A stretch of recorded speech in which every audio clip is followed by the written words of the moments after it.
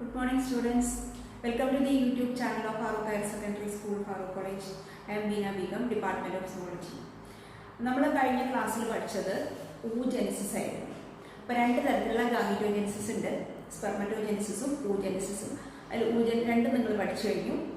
ഇനി നമുക്ക് oogenesisൽ നിങ്ങൾ പഠിച്ചത് ഒരു ഓവം എങ്ങനെയാണ് ഉണ്ടാകുന്നതെന്നാണ്. അപ്പോൾ ഡിവിഷൻസ് ഒക്കെ നിങ്ങൾ ക്ലിയർ ആയിട്ട് പഠിച്ചിട്ടുണ്ടാവും. ഇനി നമുക്ക് അടുത്ത ടോപ്പിക്ക് മെൻസ്ട്രുവൽ സൈക്കിൾ ആണ്. വി ക്യാൻ സീ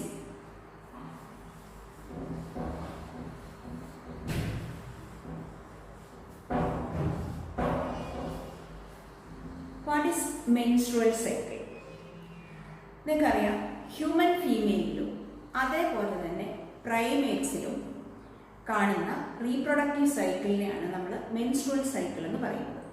അതായത് ഒരു ഹ്യൂമൻ ഫീമെയിൽ പ്യൂബർട്ടി അറ്റൈൻ ചെയ്യുന്നത്, പ്യൂബർട്ടി എന്ന് പറഞ്ഞാൽ എന്താണെന്ന് അറിയുമോ എല്ലാവർക്കും? പ്യൂബർട്ടി എന്ന് പറഞ്ഞു കഴിഞ്ഞാൽ അതായത് റീപ്രൊഡക്റ്റീവ് ഓർഗൻസ് ഒക്കെ ഫങ്ഷൻ ചെയ്യുന്ന ആ ഒരു സ്റ്റാർട്ടിങ് ടൈമിനെയാണ് നമ്മൾ എന്ത് പറയുന്നത്? പ്യൂബർട്ടി എന്ന് പറയുന്നത്. ഈ പ്യൂബർട്ടി സ്റ്റേജ് മുതൽ പ്യൂബർട്ടി സ്റ്റേജിൽ മെൻസ്ട്രുവൽ സൈക്കിൾ സ്റ്റാർട്ട് ചെയ്യും. അതിനെ നമ്മൾ മെനാർക്ക് എന്ന് പറയും.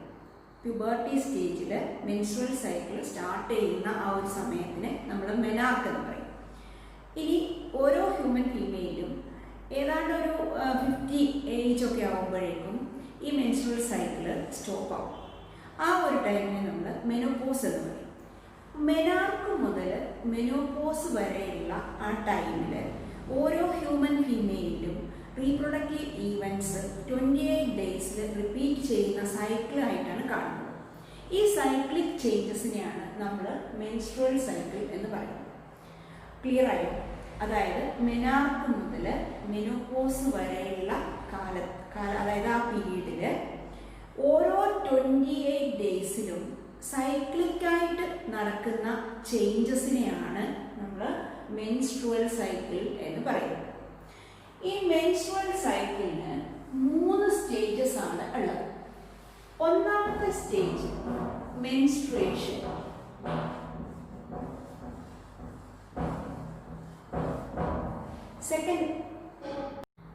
സെക്കൻഡ് സ്റ്റെപ്പാണ് proliferative phase.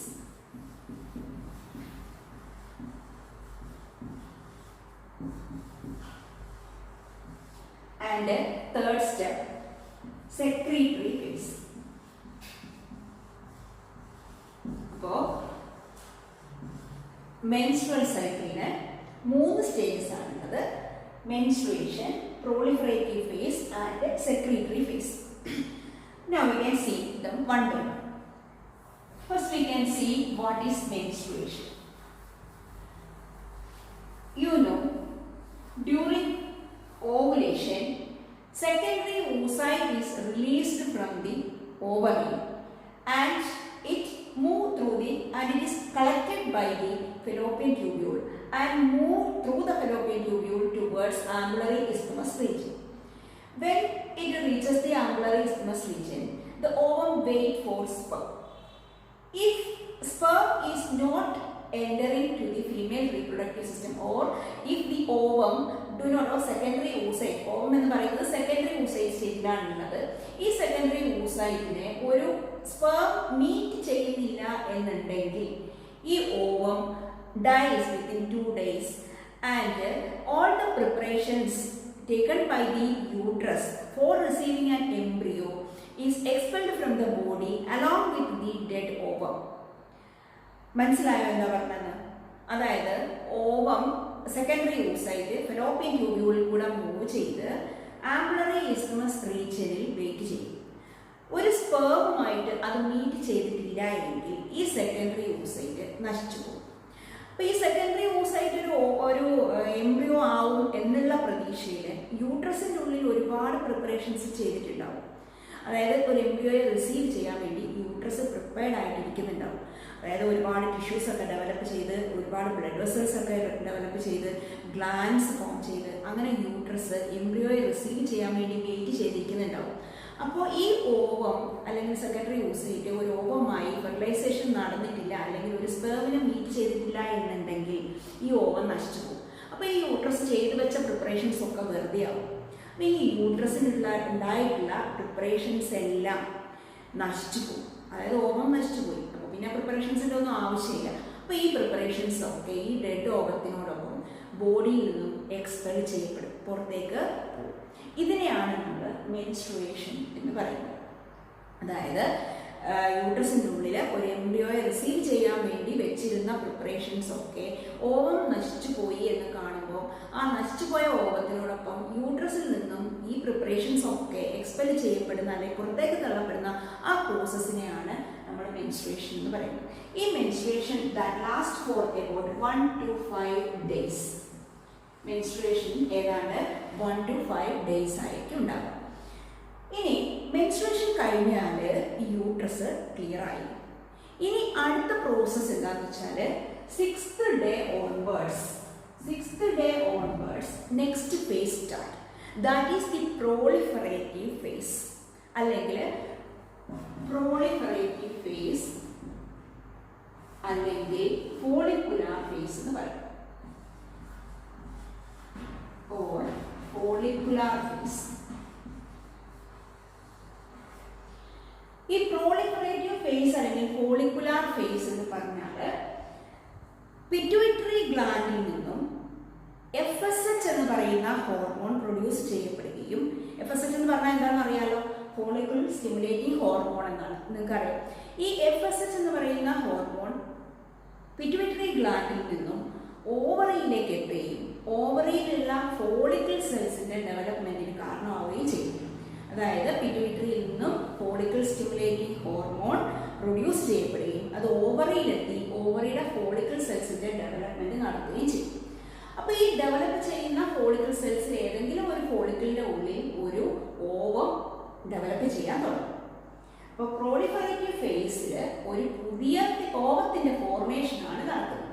അതായത് ഓൾറെഡി ഉണ്ടായിരുന്ന സെക്കൻഡറി ഓസൈറ്റ് നശിച്ചു പോയി. അപ്പോൾ ഇനി ഒരു പുതിയ പ്രിപ്പറേഷൻ, അതായത് ഒരു പുതിയ ഓവം ഉണ്ടായി വരിക, അതാണ് പ്രോളിഫറേറ്റീവ് ഫേസിൽ നടക്കുന്നത്. അപ്പോൾ അതിന് കാരണമാകുന്നത് പിറ്റ്യൂട്ടറിയിൽ നിന്നും വരുന്ന FSH എന്ന് പറയുന്ന ഹോർമോണാണ്. അപ്പോൾ ഈ FSH പിറ്റ്യൂട്ടറിയിൽ നിന്നാണ് വരുന്നത്. ഈ പിറ്റ്യൂട്ടറിയിൽ നിന്ന് വരുന്ന FSH ഓവറിയിലെത്തി അവിടെ ഫോളിക്കിൾ സെൽസിന്റെ ഡെവലപ്മെന്റ് നടക്കും. ഈ ഫോളിക്കിൾ സെല്ലിന്റെ ഉള്ളിലാണ് ഓവം ഉണ്ടാകുന്നത്. ഫോളിക്കിൾ സെല്ലിന്റെ ഉള്ളിൽ ഓവം ഉണ്ടാകും. അതുപോലെ തന്നെ ഈ ഫോളിക്കിൾ സെല്ലിന്റെ ഉള്ളിൽ നിന്നും ഒരു ഹോർമോൺ റിലീസ് ചെയ്യപ്പെടും. ഈ ഹോർമോണിന്റെ പേരാണ് എസ്ട്രോജൻ. അപ്പൊ നമ്മൾ പറഞ്ഞ ഫോളിക്കുലാർ ഫേസിൽ പിറ്റ്യൂട്ടറി ഗ്ലാൻഡിൽ നിന്ന് ഫോളിക്കിൾ സ്റ്റിമുലേറ്റിംഗ് ഹോർമോൺ പ്രൊഡ്യൂസ് ചെയ്യപ്പെടുകയും, അതായത് FSH പ്രൊഡ്യൂസ് ചെയ്യപ്പെടും. ഇത് ഓവറിയിലെത്തി ഫോളിക്കിൾസിന്റെ ഡെവലപ്മെന്റ് നടത്തുകയും ചെയ്യും. അതോടൊപ്പം തന്നെ ഈ FSH വന്ന ഫോളിക്കിൾ സ്റ്റിമുലേറ്റിംഗ് ഹോർമോൺ ഫോളിക്കിളിനെ സ്റ്റിമുലേറ്റ് ചെയ്യുമ്പോൾ ഫോളിക്കിൾസിൽ നിന്ന് എസ്ട്രോജൻ എന്ന് പറയുന്ന ഒരു ഹോർമോണും പ്രൊഡ്യൂസ് ചെയ്യപ്പെടും. അപ്പോൾ ഈ എസ്ട്രോജൻ എന്താ ചെയ്യുന്നതെന്ന് വെച്ച് കഴിഞ്ഞാൽ, ഇപ്പോൾ ഓവറിയുടെ ഉള്ളിൽ ഓവം ഉണ്ടാകാൻ തുടങ്ങിയിട്ടുണ്ട്. അപ്പോൾ ഈ എസ്ട്രോജൻ യൂട്രസിന്റെ ഉള്ളിൽ എംബ്രിയോയെ റിസീവ് ചെയ്യാൻ വേണ്ടിയിട്ടുള്ള പ്രിപ്പറേഷൻസ് സ്റ്റാർട്ട് ചെയ്യും. അതായത് യൂട്രസിന്റെ ഇന്നർമോസ്റ്റ് ലെയറിൽ ഒരുപാട് ടിഷ്യൂസ് പ്രോളിഫറേറ്റ് ചെയ്യും. അതുപോലെ തന്നെ ബ്ലഡ് വെസൽസ് ഒക്കെ ഡെവലപ്പ് ചെയ്യാൻ തുടങ്ങും. അപ്പോൾ യൂട്രസ് എംബ്രിയോയെ റിസീവ് ചെയ്യാൻ വേണ്ടിയുള്ള പ്രിപ്പറേഷൻസ് സ്റ്റാർട്ട് ചെയ്യും. അതാണ് ഈ എസ്ട്രോജന്റെ ഫംഗ്ഷൻ. എസ്ട്രോജനാണ് യൂട്രസിനെ പ്രിപ്പയർഡ് ആക്കുന്നത്. അപ്പോൾ ഇതാണ് ഈ ഫോളിക്കുലാർ ഫേസ് അല്ലെങ്കിൽ എന്താ പറയുക പ്രോളിഫറേറ്റീവ് ഫേസ് എന്ന് പറയുന്നത്. ഏതാണ്ട് മെൻസ്ട്രുവൽ സൈക്കിളിന്റെ 14ാമത്തെ ദിവസം വരെയാണ് ഈ proliferative face. 6th to 14 days ആണ്. ഈ 14th ഡേ ആകുമ്പോഴേക്കും, അതായത് മെൻസ്ട്രുവേഷന്റെ ഫസ്റ്റ് ഡേ മുതലാണ് നമ്മൾ കൗണ്ട് ചെയ്യുന്നത്. 14th ഡേ ആകുമ്പോഴേക്കും പിറ്റ്യൂട്ടറി ഗ്ലാൻഡിൽ നിന്നും മറ്റൊരു ഹോർമോൺ പ്രൊഡ്യൂസ് ചെയ്യപ്പെടും. That is LH, luteinising hormone. ഈ ലൂട്ടിനൈസിംഗ് ഹോർമോൺ ഓവറിയിലെത്തി അപ്പോഴേക്കും ഈ ഓവം മെച്ചുവർ ആയിട്ടുണ്ടാവും. അതായത് സെക്കൻഡറി oocyte സ്റ്റേജിലായി മാറിയിട്ടുണ്ട്. അത് നിങ്ങൾ ഊജൻസിസ് പഠിച്ചപ്പോൾ നിങ്ങൾ പഠിച്ചു. പ്രൈമറി ഫോളിക്കിൾ ഉണ്ടാവും, പ്രൈമറി ഫോളിക്കിൾ സെക്കൻഡറി ഫോളിക്കിൾ ആവും, ടെർഷറി ഫോളിക്കിൾ ആവും, അത് പിന്നെ ഗ്രാഫിയൻ ഫോളിക്കിൾ ആവും. ഈ ഗ്രാഫിയൻ ഫോളിക്കിളിന്റെ ഉള്ളിൽ സെക്കൻഡറി oocyte ആയിരിക്കും ഉണ്ടാകുന്നത്. അപ്പോൾ ഈ ഗ്രാഫിയൻ ഫോളിക്കിളാണ് ഇപ്പോൾ ഓവറിൻ്റെ ഉള്ളിലുള്ളത്. ഈ 14ാമത്തെ ദിവസം ആകുമ്പോൾ ഈ ഗ്രാഫിയൻ ഫോളിക്കിൾ പൊട്ടി, അതായത് that is under the control of LH. ഗ്രാഫിയൻ follicle പൊട്ടി ഓവം പുറത്തേക്ക് വരും. ആ പ്രോസസ്സിനാണ് ഓവുലേഷൻ എന്ന് പറയുന്നത്. That is under the control of LH ovulation occurs. Ovulation ആണ്. Ovulation എന്ന് പറഞ്ഞാൽ എന്താണ്? Under the control of LH, അതായത് പിറ്റ്യൂട്ടറി ഗ്ലാൻഡിൽ നിന്ന് വരുന്ന LH ഗ്രാഫിയൻ ഫോളിക്കിൾ പൊട്ടാൻ കാരണമാകും. ഗ്രാഫിയൻ ഫോളിക്കിൾ ബ്രേക്ക് ചെയ്യുമ്പോൾ അതിൻ്റെ ഉള്ളിലുള്ള സെക്കൻഡറി oocyte പുറത്തേക്ക് വരും. ഈ സെക്കൻഡറി oocyte പുറത്തേക്ക് വരുന്ന പ്രോസസ്സിനെയാണ് ഓവുലേഷൻ എന്ന് പറയുന്നത്. അപ്പോൾ that occurs at the 14th day, around the 14th day of menstrual cycle. Menstrual സൈക്കിളിലെ 14th day ആകുമ്പോഴേക്കും LH റിലീസ് ചെയ്യപ്പെടുകയും ഈ LH കാരണം ഗ്രാഫിയൻ ഫോളിക്കിൾ പൊട്ടി ഓവം പുറത്തേക്ക് വരികയും ചെയ്യും. ഈ പ്രോസസ്സിനെയാണ് ഓവുലേഷൻ എന്ന് പറയുന്നത്. Now we can see the third phase, that is the secretory phase അല്ലെങ്കിൽ luteal phase എന്ന് പറയും. Secretory phase or luteal phase. So now we can see the third phase, that is secretory phase. Secretory phase അതായത് നമുക്കറിയാം ഇത് ovary, fallopian tubule,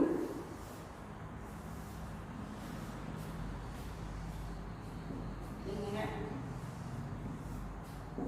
ഇത് ഓവറിയിൽ നിന്ന് ഗ്രാഫിയൻ follicle പൊട്ടി secondary oocyte ഇങ്ങനെ വീണു. ഈ സെക്കൻഡറി oocyte ഫെലോപ്പിയൻ ട്യൂബിൽ കളക്ട് ചെയ്ത് ഇതിങ്ങനെ മൂവ് ചെയ്ത് ഇങ്ങനെ വരും. അപ്പോൾ ഈ തേർഡ് ഫേസിൽ അല്ലെങ്കിൽ സെക്രട്ടറി ഫേസിൽ ഈ പൊട്ടിയ ഗ്രാഫിയൻ ഫോളിക്കിൾ, അതായത് സെക്കൻഡറി oocyte പുറത്തേക്ക് വന്നതിന് ശേഷമുള്ള ഗ്രാഫിയൻ ഫോളിക്കിളും അതിൻ്റെ നിയർ ബൈ ഫോളിക്കിൾ സെൽസും കൂടെ ചേർന്നിട്ട് ഒരു യെല്ലോ കളേർഡ് സ്ട്രക്ചറായി മാറും. This yellow colored structure is called corpus luteum. Corpus luteum. ഈ കോർപ്പസ് ലൂട്ടിയത്തിൽ നിന്നും ഒരു ഹോർമോൺ പ്രൊഡ്യൂസ് ചെയ്യപ്പെടും, ദാറ്റ് ഈസ് കോൾഡ് പ്രൊജെസ്ട്രോൺ. ഈ പ്രൊജെസ്ട്രോൺ എന്ന് പറയുന്ന ഹോർമോൺ എന്താ ചെയ്യുന്നതെന്ന് വെച്ച് കഴിഞ്ഞാൽ, ഇപ്പൊ നമുക്കറിയാം already estrogen that is doing preparations in the uterus. So this progesterone also along with the estrogen complete the preparations in the uterus. യൂട്രസിന്റെ ഉള്ളിൽ ഓൾറെഡി എസ്ട്രോജൻ പ്രിപ്പയർ ചെയ്യുന്നുണ്ട്, അതായത് യൂട്രൈൻ ടിഷ്യൂസിന്റെ പ്രോളിഫറേഷൻ, ബ്ലഡ് വെസൽസിന്റെ ഡെവലപ്മെന്റ് ഒക്കെ ചെയ്യുന്നുണ്ട്. അതിന്റെ കൂടെ ഈ പ്രൊജെസ്ട്രോണും കൂടെ എസ്ട്രോജനെ ഹെൽപ്പ് ചെയ്യും. അപ്പോൾ ഈ യൂട്രസിന്റെ ഉള്ളിലുള്ള പ്രിപ്പറേഷൻസ് ഒക്കെ കംപ്ലീറ്റ് ആവും. അതായത് ഒരുപാട് ടിഷ്യൂസ് പ്രോളിഫറേറ്റ് ചെയ്ത് യൂട്രസിന്റെ ഉള്ളിൽ ഒരു ബെഡ് പോലെയാവും. ബ്ലഡ് വെസൽസ്, ഒരുപാട് ബ്ലഡ് വെസൽസ് ഉണ്ടാവും. അതുപോലെ തന്നെ ഗ്ലാൻഡ്സ് ഫങ്ഷണൽ ആവും. അങ്ങനെ യൂട്രസ് എംബ്രിയോയെ റിസീവ് ചെയ്യാൻ വേണ്ടിയിട്ട് വെയിറ്റ് ചെയ്യും. Uterus become silent also and it get ready to receive an embryo. അപ്പോൾ നമുക്കറിയാം ഈ ഓവം ഇവിടുന്ന് ഇവിടെ ഫോളോ ചെയ്ത് കഴിഞ്ഞാൽ ഫെലോപ്പിയൻ ട്യൂബിൽ കൂടെ മൂവ് ചെയ്ത് ഈ ആംബുലറി ഇസ്തമസ് റീജിയനിൽ വന്ന് വെയിറ്റ് ചെയ്യും. ഒരു സ്പേം എൻറ്റർ ചെയ്തിട്ടുണ്ടെങ്കിൽ ഈ സ്പേം ഈ ഓവുമായിട്ട് മീറ്റ് ചെയ്യും. സ്പേം എന്ന ഓവത്തിനെ ടച്ച് ചെയ്ത് കഴിഞ്ഞാൽ, അല്ലെങ്കിൽ ഇത് ഓവം എന്ന് പറയുന്നത് സെക്കൻഡറി oocyte ആണ് നിങ്ങൾക്ക് അറിയാം. ഈ സെക്കൻഡറി oocyte സ്പേം ടച്ച് ചെയ്താൽ സെക്കൻഡറി oocyte അതിന്റെ സെക്കൻഡ് മിയോസിസ് കംപ്ലീറ്റ് ചെയ്ത് ഓവമായി മാറും. ഈ ഓവം സ്പേമുമായി ഫെർട്ടിലൈസേഷൻ നടക്കും. എന്നിട്ട് അത് പിന്നീട് മൂവ് ചെയ്ത് യൂട്രസിന്റെ ഉള്ളിൽ വന്ന് ഇംപ്ലാന്റ് ചെയ്യും. അങ്ങനെയാണ്. അതായത് അത് ആ ഒരു എന്താ പറയുക, ഈ യൂട്രസിന്റെ എൻഡോമെട്രിയത്തിൽ വന്നിട്ട് അറ്റാച്ച് ചെയ്യും. നമുക്കത് പിന്നെ പഠിക്കാം. അപ്പോൾ ഇപ്പോൾ നമ്മൾ പറയുന്നത് ഈ ഫെർട്ടിലൈസേഷൻ നടന്നിട്ടില്ല എന്നുണ്ടെങ്കിൽ എന്ത് സംഭവിക്കുന്നതാണ്. ഫെർട്ടിലൈസേഷൻ നടന്നിട്ടില്ലെങ്കിൽ ഈ സെക്കൻഡറി oocyte ഇവിടെ നശിച്ചു പോകും. അപ്പോൾ പിന്നെ ഈ യൂട്രസിന്റെ ഉള്ളിലുണ്ടായ പ്രിപ്പറേഷൻസ് ഒക്കെ വേസ്റ്റ് ആവും. അപ്പോൾ ഈ പ്രിപ്പറേഷൻസ് ഈ ഡെഡ് ഓവത്തിന്റെ കൂടെ പുറത്തേക്ക് പോകും. അപ്പോൾ ആ പ്രോസസ്സിന് നമ്മൾ എന്താ പറയുന്നത്, മെൻസ്ട്രുവേഷൻ എന്ന് പറയും. നമ്മൾ ഓൾറെഡി കണ്ടതാണ് ഫസ്റ്റ് ഫേസ്. അപ്പോൾ നമ്മൾ സൈക്ലിക് ഫേസ് ആണ് നമ്മൾ കംപ്ലീറ്റ് ചെയ്തത്. അപ്പോൾ ആദ്യം മെൻസ്ട്രുവേഷൻ ആയിരുന്നു, അത് കഴിഞ്ഞ് പ്രൊളിഫറേറ്റീവ് ഫേസിൽ വന്നു, പിന്നെ സെക്രട്ടറി ഫേസിൽ വന്നു. അപ്പോൾ ഈ സെക്രട്ടറി ഫേസ് എന്ന് പറഞ്ഞു കഴിഞ്ഞാൽ ഈ കോർപ്പസ് ലൂട്ടിയം ആണ് കൺട്രോൾ ചെയ്യുന്നത്. കോർപ്പസ് ലൂട്ടിയത്തിൽ നിന്ന് വരുന്ന പ്രൊജെസ്ട്രോൺ ആണ് ഈ ഒരു ഫേസിനെ കൺട്രോൾ ചെയ്യുന്നത്. അപ്പോൾ ഈ പ്രൊജെസ്ട്രോൺ എന്ന് പറയുന്ന ഹോർമോണ് പ്രഗ്നൻസി മെയിൻറ്റെയിൻ ചെയ്യാൻ മസ്റ്റാണ്. അപ്പോൾ ഈ യൂട്രസിൻ്റെ ഉള്ളിലുള്ള പ്രിപ്പറേഷൻസ്, അതായത് എങ്ങനെയാണ് ഈ മെൻസ്ട്രുവേഷൻ ഒക്കർ ചെയ്യുന്നത് അല്ലെങ്കിൽ സംഭവിക്കുന്നതെന്ന് വെച്ച് കഴിഞ്ഞാൽ, ഈ ഓവം സെക്കൻഡറി oocyte ഫെർട്ടിലൈസേഷൻ നടത്താതെ ഇവിടെ ഇരുന്ന് നശിച്ചു പോയി കഴിഞ്ഞാൽ ഈ എന്താ പറയുക കോർപ്പസ് ലൂട്ടിയം, ഈ കോർപ്പസ് ലൂട്ടിയം ഒരു വൈറ്റ് കളേർഡ് സ്ട്രക്ചറായി മാറും. അതിനെ നമ്മൾ കോർപ്പസ് ആൽബിക്കൻസ് എന്ന് പറയും. അപ്പോൾ സെക്കൻഡറി oocyte നശിച്ചു കഴിഞ്ഞാൽ corpus luteum changes to corpus albicans.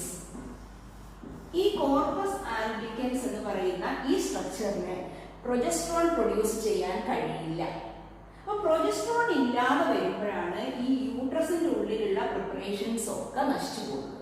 അപ്പോൾ ഇവിടെ ഈ പ്രിപ്പറേഷൻസ് ഒക്കെ അങ്ങനെ തന്നെ ഇരിക്കണം എന്നുണ്ടെങ്കിൽ പ്രൊജസ്ട്രോൺ മസ്റ്റാണ്. അപ്പോൾ പ്രൊജസ്ട്രോൺ ഇല്ലാതെ വരികയും, പ്രൊജസ്ട്രോൺ ഇല്ലാതെ വരുന്നതിന് കാരണം എന്താ, ഈ corpus luteum changes to corpus albicans. ഈ കോർപ്പസ് ആൽബിക്കൻസിന് പ്രൊജസ്ട്രോൺ സെക്രീറ്റ് ചെയ്യാനുള്ള കഴിവില്ല. അപ്പോൾ പ്രൊജസ്ട്രോൺ ഇല്ലാതെ വരും. ഈ പ്രൊജസ്ട്രോൺ ഇല്ലാതെ വരുമ്പോൾ യൂട്രസിൻ്റെ ഉള്ളിലുണ്ടായ പ്രിപ്പറേഷൻസ് ഒക്കെ നശിച്ചു പോകും. അപ്പോൾ ഈ പ്രിപ്പറേഷൻസ് ഒക്കെ നശിച്ചു പോയിട്ട് അതും ബ്ലഡ് വെസൽസ് ഒക്കെ പൊട്ടി ബ്ലഡും ഈ പ്രിപ്പറേഷൻസും ഈ ഡെഡ് oocyteും എല്ലാം കൂടെയാണ് ബോഡിയിൽ നിന്നും ബർത്ത് കനാൽ വഴി പുറത്തേക്ക് വരുന്നത്. ഇതിനെയാണ് നമ്മൾ മെൻസ്ട്രുവേഷൻ എന്ന് പറയുന്നത്. അപ്പോൾ എങ്ങനെയാണ് ഈ സൈക്കിൾ ചേഞ്ചസ് നടക്കുന്നത് മനസ്സിലായോ? അതായത് 3 സ്റ്റേജസ് ആണ്, 3 സ്റ്റെപ്സ് ആണുള്ളത്. Menstruation, proliferative phase and secretory phase. Menstruation എന്ന് പറഞ്ഞാൽ 1 to 5 days ആണ് മെൻസ്ട്രുവേഷൻ ഉണ്ടാവുക. അത് ഈ മെൻസ്ട്രുവേഷന് ശേഷം 6th ഡേ മുതൽ പ്രൊളിഫറേറ്റീവ് ഫേസ് സ്റ്റാർട്ട് ചെയ്യും. ഏതാണ്ട് 14th ഡേ ആകുമ്പോഴേക്കും ഓവുലേഷൻ നടക്കും. ഓവുലേഷൻ കഴിഞ്ഞ് കഴിഞ്ഞാൽ ആ ഗ്രാഫിൻ ഫോളിക്കിൾ കോർപ്പസ് ലൂട്ടിയമായിട്ട് മാറും. ഈ കോർപ്പസ് ലൂട്ടിയം പ്രൊജസ്ട്രോൺ സെക്രീറ്റ് ചെയ്യും. ഈ പ്രൊജസ്ട്രോണും എസ്ട്രോജനും ചേർന്ന് യൂട്രസിൻ്റെ ഉള്ളിലുള്ള പ്രിപ്പറേഷൻസിനെ കംപ്ലീറ്റ് ചെയ്യുകയും the uterus get ready for receiving the embryo. പക്ഷേ ഫെർട്ടിലൈസേഷൻ നടന്നിട്ടില്ല എന്നുണ്ടെങ്കിൽ ഈ സെക്കൻഡറി oocyte നശിച്ചു പോവുകയും കോർപ്പസ് ലൂട്ടിയം കോർപ്പസ് ആൽബിക്കൻസ് ആയി മാറുകയും ചെയ്യും. അപ്പോൾ പ്രൊജസ്ട്രോൺ ഇല്ലാതെ വരും, യൂട്രസിൻ്റെ ഉള്ളിലുള്ള പ്രിപ്പറേഷൻസ് ഒക്കെ നശിച്ചു പോകും. അപ്പോൾ അതെല്ലാം കൂടെ ബ്ലഡ് വെസൽസ് പൊട്ടി ബ്ലഡും പ്രിപ്പറേഷൻസും ബ്ലഡ് ഓവും എല്ലാം കൂടെ ബോഡിയിൽ നിന്നും ബർത്ത് കനാൽ വഴി എക്സ്പെൽ ചെയ്തത്. ഈ പ്രോസസ്സാണ് മെൻസ്ട്രുവേഷൻ. അപ്പോൾ ഇതാണ് സൈക്ലിക് ചേഞ്ചസ്, അതായത് മെൻസ്ട്രുവൽ സൈക്കിളിൽ ഹ്യൂമൻ ഫീമെയിൽ. ഇപ്പോൾ മെനാർക്ക് മുതൽ മെനോപോസ് വരെയുള്ള പീരീഡിൽ നടക്കുന്ന സൈക്ലിക്, ഓരോ 28 ഡേയ്സിലും നടക്കുന്ന സൈക്ലിക് ആയിട്ടുള്ള പ്രോസസ്സാണ് മെൻസ്ട്രുവൽ സൈക്കിൾ എന്ന് പറയുന്നത്. അപ്പോൾ ഈ മെൻസ്ട്രുവൽ സൈക്കിൾ 3 ഫേസും നിങ്ങളുടെ നോട്ട്ബുക്കിലേക്ക് എഴുതണം. അതേപോലെ തന്നെ നിങ്ങളുടെ ടെക്സ്റ്റിൽ NCERT ടെക്സ്റ്റിൽ ഒരു ഗ്രാഫ് ഉണ്ട്. ആ ഗ്രാഫ് നിങ്ങൾ നോട്ട്ബുക്കിലേക്ക് വരയ്ക്കണം. അതായത് ഈ 4 ഹോർമോൺസിൻ്റെയും ഫങ്ഷൻസ് കാണിക്കുന്ന അല്ലെങ്കിൽ റോള് കാണിക്കുന്ന ഒരു ഗ്രാഫാണുള്ളത്. FSH, LH, estrogen and progesterone. അത് മസ്റ്റായിട്ട് നോട്ട്ബുക്കിലേക്ക് എഴുതിയിട്ടുണ്ടാവണം. Okay, thank U.